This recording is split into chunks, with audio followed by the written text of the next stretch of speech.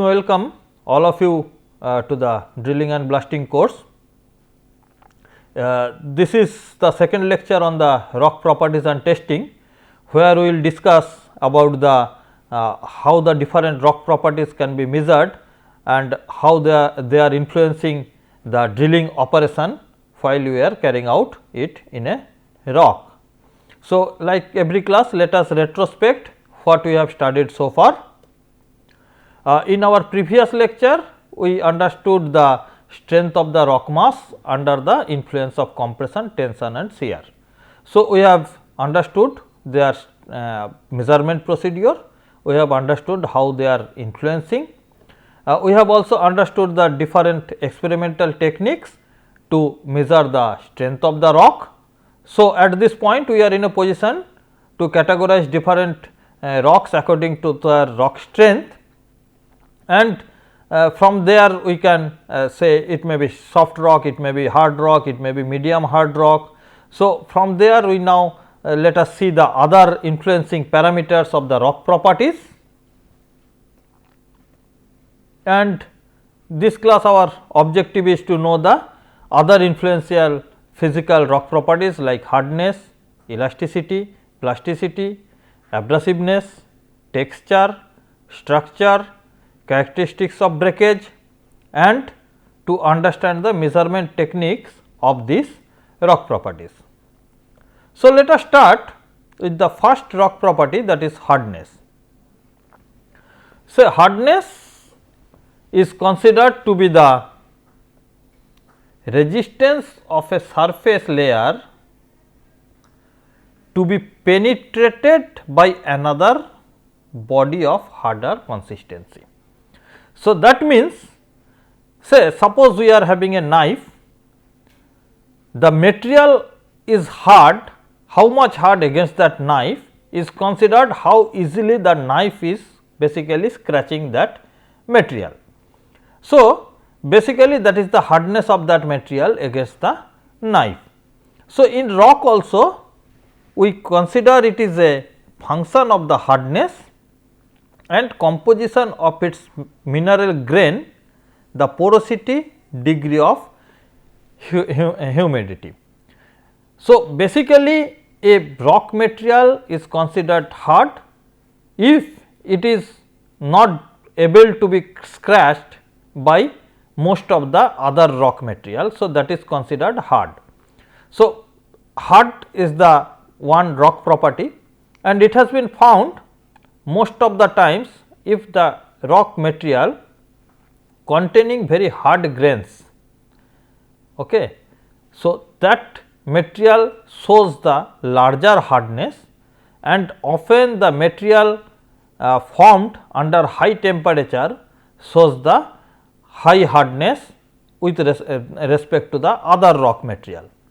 So, the hardness of rock is the principally the type of resistance that must be overcome during the drilling, because once the bit has penetrated, the rest of the operation is easier.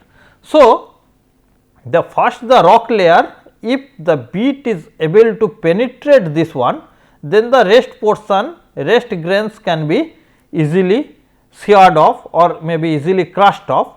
So, the penetration of the first angular point is essential, and that is the depending on the hardness of this rock material.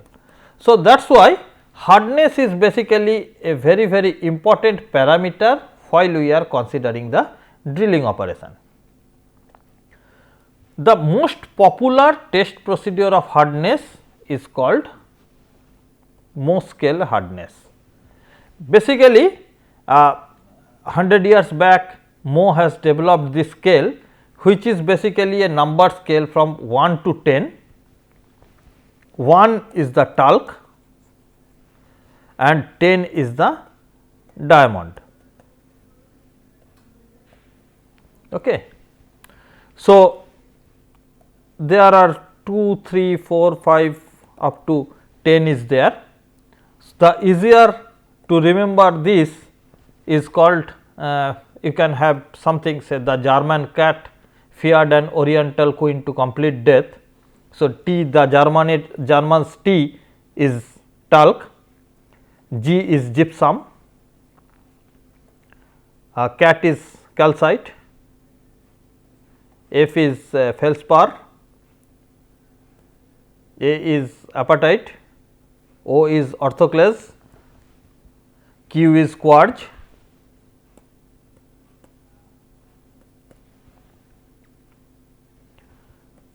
T is topaz, and C is corundum, and D, final one, D is diamond. So, this is a 1 to 10 scale of hardness, which is basically a qualitative test, of hardness of the material. So, let us observe this video, which basically give you the details of this. This video is available in the YouTube, you can download that video from there also.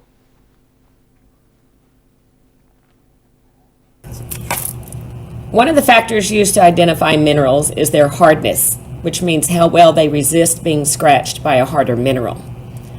So what we're going to do is go through and show you the steps that we would take to show hardness for the minerals. This is talc. This is listed as number 1 on your list.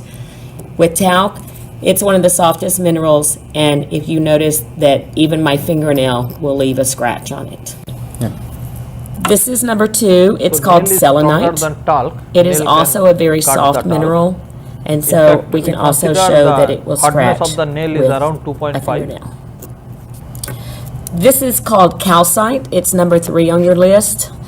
This one we can try with a fingernail, but it really is too hard for my fingernail to leave a scratch. So, you can see calcite. So for the next step, we would try a penny, which is made of copper, and we'll find that if we press hard enough, you see it leaves a scratch mark. Fluorite is going to be a little harder than the calcite.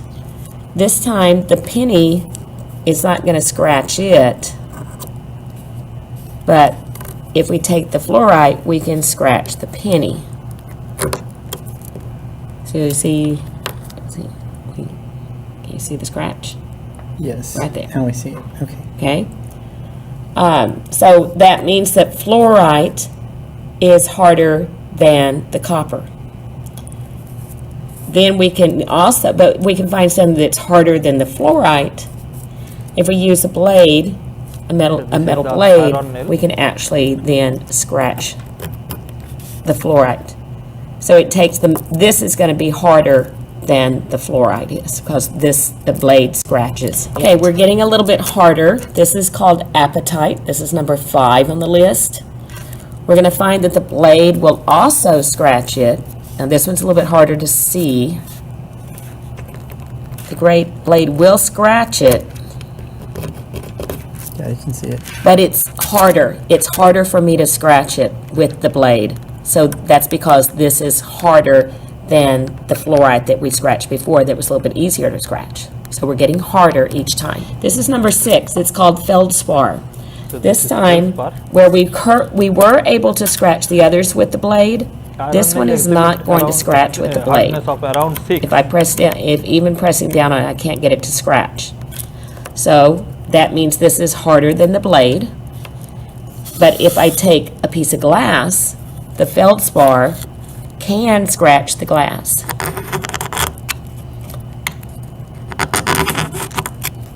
The blade is cutting it there. Let me go ahead again. Yeah, you can see that really well. This is a glass Okay, plate. so the feldspar feldspar is can harder scratch than on the a piece. glass This is glass. number 7. It's quartz, and this one is also going to be harder than the glass, but it should scratch the glass a little bit easier because it is harder. Let's see if it does. Very definitely cuts through the glass much easier than the feldspar did. Where we had quartz before, this is number 8. This is topaz. So as the numbers get higher, we're getting harder. So now we're going to take the topaz and see that to prove that it's harder, it will scratch this quartz.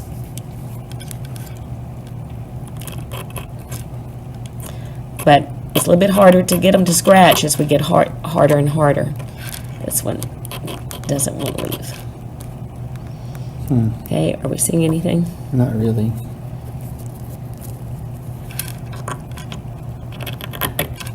Yeah, there it is. Okay, So right there. topaz can As we get harder, then they are harder.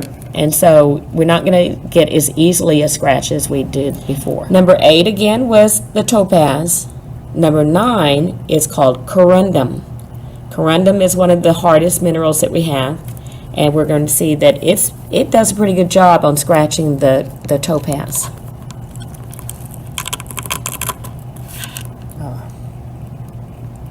You see it? Yeah, got out of focus. Give it a second. There it goes. corundum can scratch on topaz. Okay, so Very then good. the scratches right there. Okay. All right. Once again, 9 was corundum. Number 10, you'll notice that if you see anything if we look at the kit, it's going to say not in the kit for number most 10. hardest material is Number the 10 diamond is a diamond. of This number happens to 10. be in my ring. The diamond is there. We talked about in class that diamonds are the hardest. Diamond, if I could get to the diamond, to the edge of it, it would scratch the corundum, because diamond, again, is the hardest mineral that we have. Apart from this Mohs scale of hardness, the surface hardness can be tested quantitatively by a few other tests, though those are these are not always the direct test, some are the indicative tests also. So, one of such test is called Smith rebound hammer. This is the Smith rebound hammer. Other two types of hammer is also there, but the most common one used is Smith rebound hammer, where a ball is dropped and its rebound length is measured using the hammer. So, this is very commonly used. There are two types of Smith hammer available, L type, N type, and most commonly for rock in general we use N type of Smith hammer. And Smith hammer facility is that it can be used for measuring the hardness of the surface hardness, basically of the rock in any direction. So, let us see use of Smith hammer in this video. This is a simple instrument used for concrete strength rebound hammer. Gives the surface hardness and At that often point, it can be considered as the compaction of the first of all, the rock or wall, something like that also. first of all at the test smooth the Here this is being used for measuring the after that reinforced concrete structure. test point. This is the scale of rebound hammer from 10 to 100. These are the rebound, basically the strength, compressive strength in terms of spring strength. So the point is like this.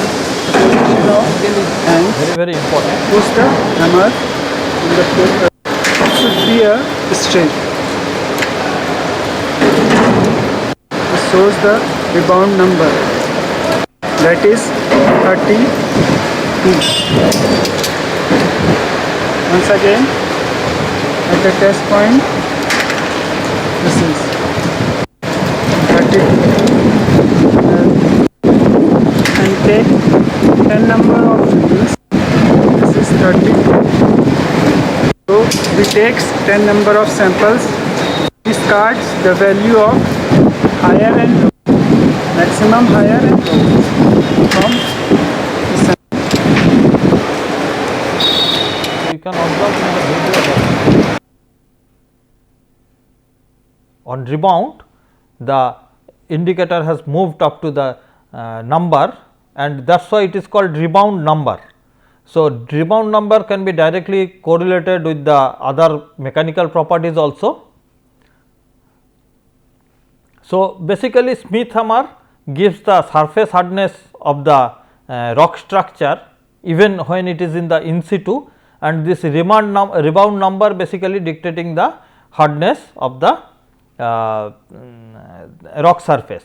Apart from that, some other hardness measuring procedures are there like Brenel's hardness, etc. Though you can read those things from the textbooks, standard textbooks available for the rock properties. So, this is the drilling resistance, where drilling resistance is a method frequently used to assess the example, for example, the condition of a building stone or wall, something like that, and here the drilling resistance is carried out by measuring carried out the miniature drilling onto the specimen.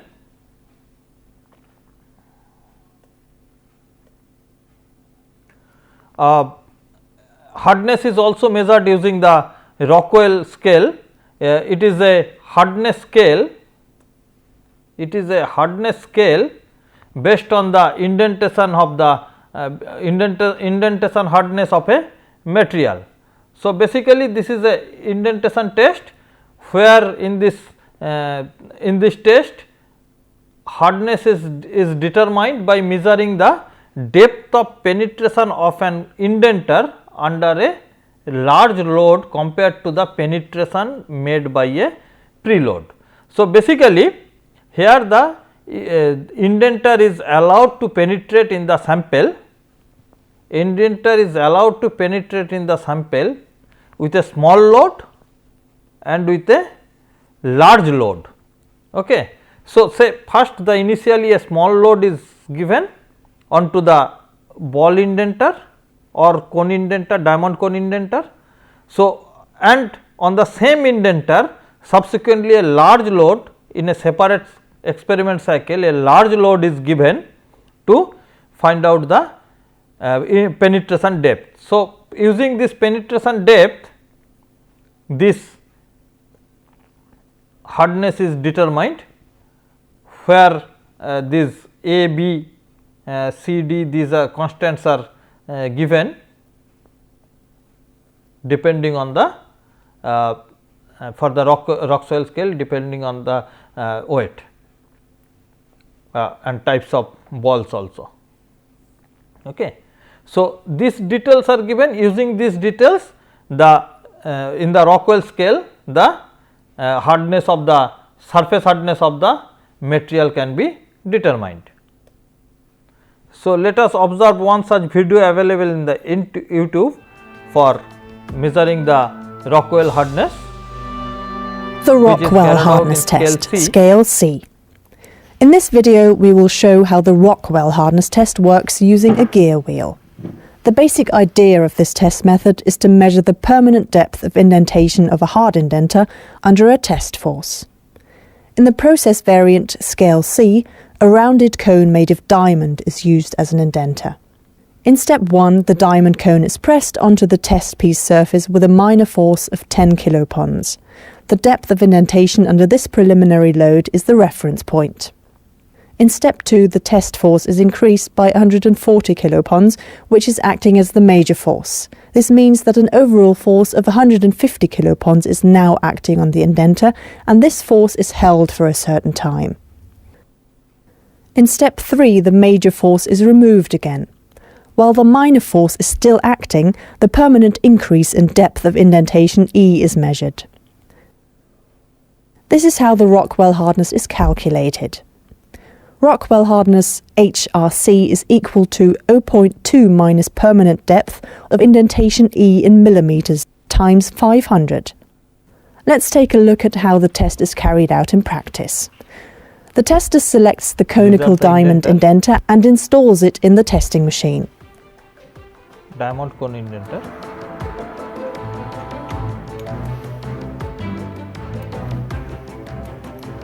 Then he picks up the gear wheel and puts it on the support table. After rotating the microscope lens to its vertical position, he can adjust his test piece. As soon as a focused image can be seen on the screen, the surface of the test piece is in the correct height. The test can start. In modern testing machines, the Rockwell hardness test is fully automated. That's why the Rockwell hardness test is used so often in automated production lines. Is provided. That's it. The Rockwell hardness of our gear wheel is 55 HRC. This result is displayed on the screen. Based on the calculation is carried out, and finally it is the result is given. So, the next property is elasticity. Elasticity is for most of the rocks, this is basically giving an elastofragile behavior which obeys the Hooke's law and are destroyed when the strain exceeds the limit of the elasticity. So, basically elasticity is basically we measure using the Poisson's ratio, and as in the last class also we have discussed, the Poisson's ratio of most of the rocks is varying between 0.1 to 0.25. You know the limit of Poisson's ratio is 0.5. Most of the cases we found the Poisson's ratio varying between these two. We can measure the Poisson's ratio while we are carrying out our uniaxial compressive test by providing a strain gauge at the side portion of the sample. We can determine the Poisson's ratio. Otherwise, if we are carrying out the wave velocity, elastic wave seismic wave velocity, we are carrying out the measuring of seismic wave velocity P and S wave velocity on the rock sample. In those cases also we can indirectly calculate the Poisson's coefficient using mechanical using some physical relationship amongst them.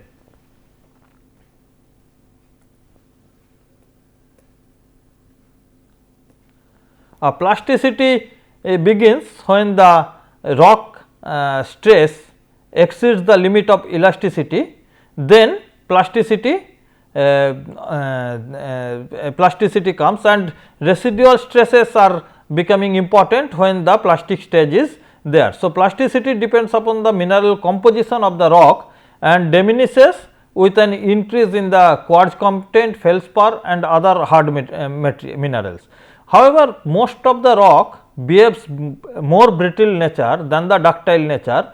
That is why the plasticity limits are very limited. After the moment it cross the elastic limits, cracks are developed and residual strengths are becoming not that much significant.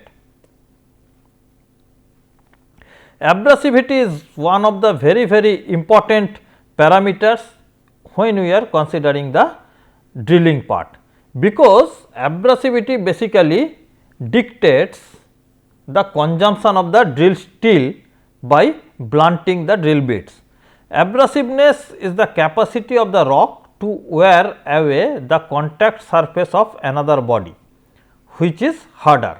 So, in rubbing of two bodies, the abrasive material basically erode the another body. So, the abrasivity is basically very important. It has been found that abrasiveness increases with the hardness. So, that directly hardness is basically dictating the abrasivity. The moment the rock material containing angular and tough mineral grains, it exhibits more abrasivity than the other material. There are two common tests available for the abrasivity measurement.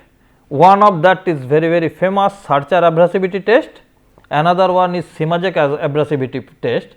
The reason is that basically abrasivity is related with the content of the quartz or the silica content. So, Simajek abrasivity basically determine the percentage of the silica, whereas Searcher abrasivity is a direct pin test where the pin is scratched to find the how much the pin tip material has lost its angularity. So, that is why this is Searcher abrasivity test is very popular for testing the abrasivity. So, the testing procedure is that it is a steel pin with a defined geometry, that means it is having a 45 degree, it is having a particular tip angle, and the steel is have a specified hardness. It is allowed to scratch over a rock sample up to a distance of 1 centimeter under a static load of 7 kg, almost 7 kg, 70 Newton. So, the sharpness lost in the tip is defined as the Searcher abrasivity. So, basically this is a direct measurement of the abrasivity carried out. Let us observe this one. So, basically this is the steel pin. If I do not forget, this is probably exhibit an angle of 90 degree. I will communicate it after observing the literature. So, we observe the bluntness of the tip after scratching it on a sample of 1 centimeter length under a 7 kg load. We will observe this bluntness of the tip in a ocular microscope of 200 magnification. So, the Searcher abrasivity is calculated using this formula, where d is the distance, not the diameter, actually this is the distance of the flatness, and c is the correction factors applied. So, this is basically giving us magnification of that with the 10 is giving us the Searcher abrasivity of the material. So, this is a direct use of the abrasivity of the material where the pin is subjected to under a abrasion, and this movement of the pin of 10 mm or 1 centimeter length has to be carried out within a time span of 1 second. So, basically this is the setup, this is the setup commonly used for the Searcher abrasivity testing. However, Searcher abrasivity is also closely related with the drill rate index. So, that also can be carried out in different cases for the indirect measurement of the Searcher abrasivity. So, let us see about the texture. Texture of a rock refers to the structure of the grains of the minerals that constitute it. The size of the grain are an indication as well as their shape, porosity, etc. So, the angular grains are more hard and sharp grains are more hard. So, those are to be considered while we are carrying out the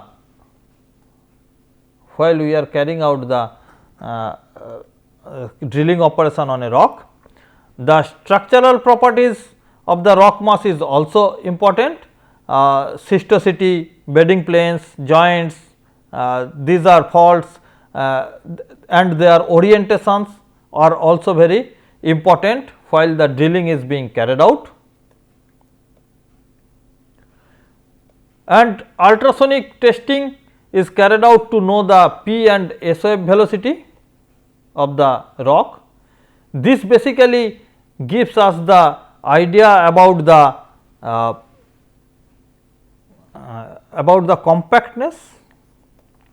compactness of the rock inside the rock mass, and this also indicates the strength of the rock mass. Basically, in other words, you can say the ultrasonic testing for the determining the P and S wave velocity of the rock is the only test for which gives us the dynamic or gives us the indication about the dynamic property of the rock. So, basically these are also dictates how the energy will be transferred from the explosive to the rock, all these are depending on this ultrasonic rock properties. So, this is also very important while the dynamic failure is carried out. There are other properties also which are influencing the drilling and blasting operations. However, let us stop at this position. The other rock properties, it is desired that you should read from the textbooks available for this. I strongly recommend the books of Gimeno, I strongly recommend the books of Chugh for drilling. This has to be referred for your further study in your own place. Thank you.